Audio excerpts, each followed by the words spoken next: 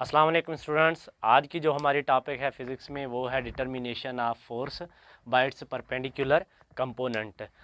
इस टॉपिक में आपको ये पता चलेगा कि determination of force by it's perpendicular component.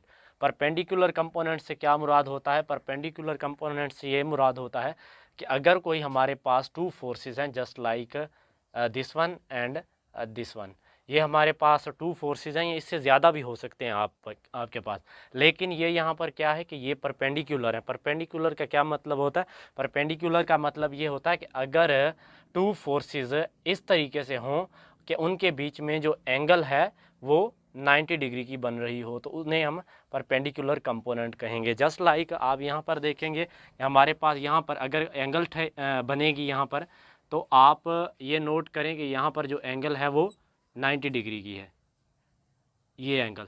और इसीलिए हम ऐसा ट्रायंगल जिसकी एक एंगल 90 डिग्री की हो तो उसे हम क्या कहते हैं? उसे हम कहते हैं right angle triangle.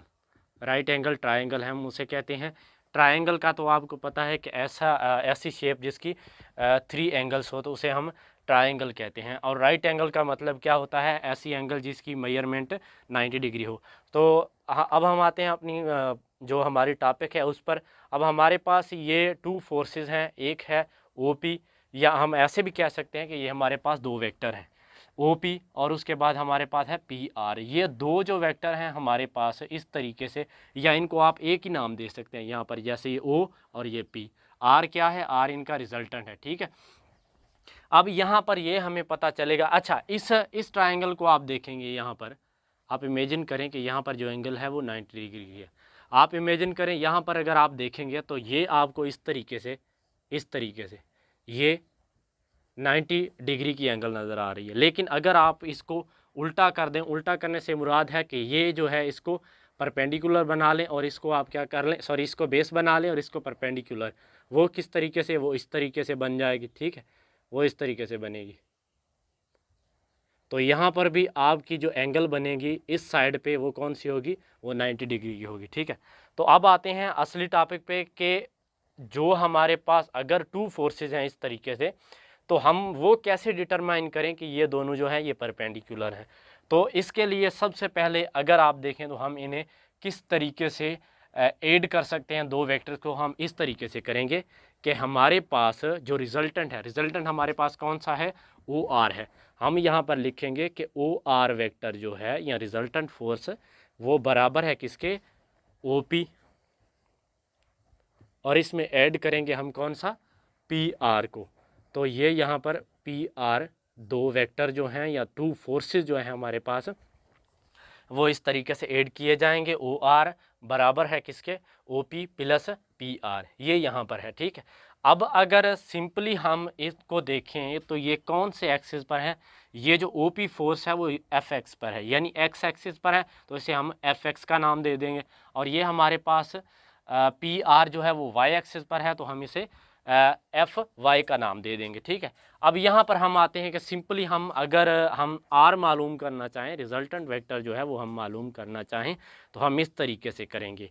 R is equal to किसके?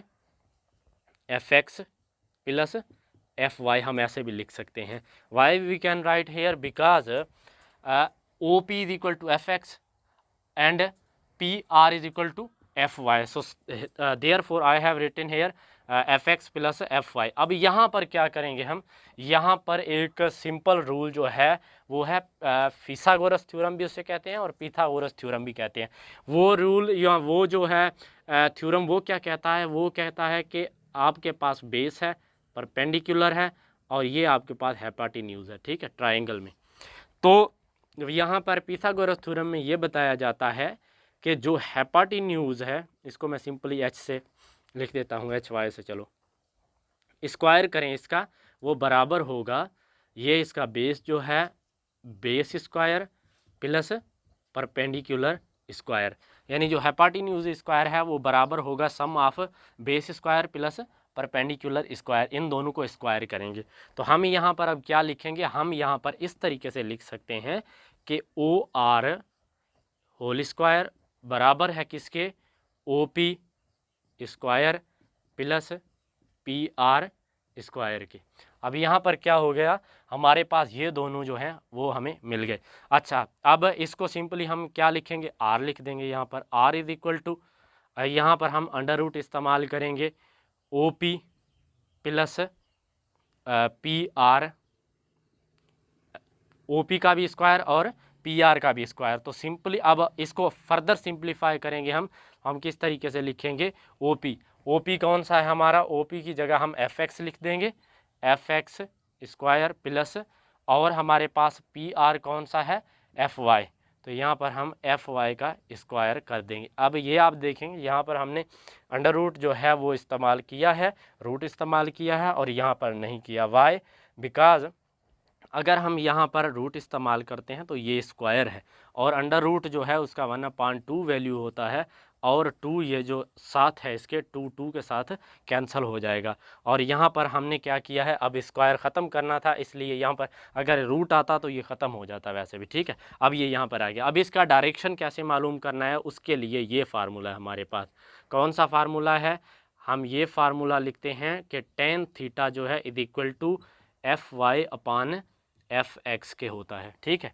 ये है डायरेक्शन मालूम करने का तरीका। अब आप देखेंगे कि डायरेक्शन कैसे है।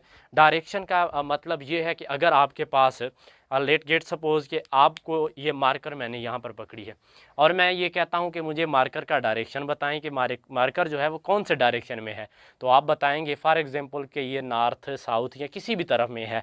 इससे मतलब अगर आपको डिग्री का पता चल जाएगा कि इस डिग्री पर है, तो आप डायरेक्शन को भी सिंपली डिफाइन कर सकते हैं, ठीक है। अब यहाँ पर हमें क्या मालूम करना है, हमें डायरेक्शन यानी थीटा मालूम करनी है।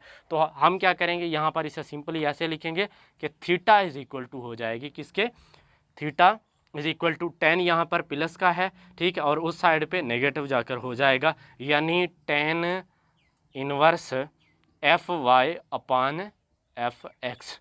सो this will be the answer, or this will be the method to find the direction, and this is the method to find the resultant of the two forces when they are in a perpendicular component।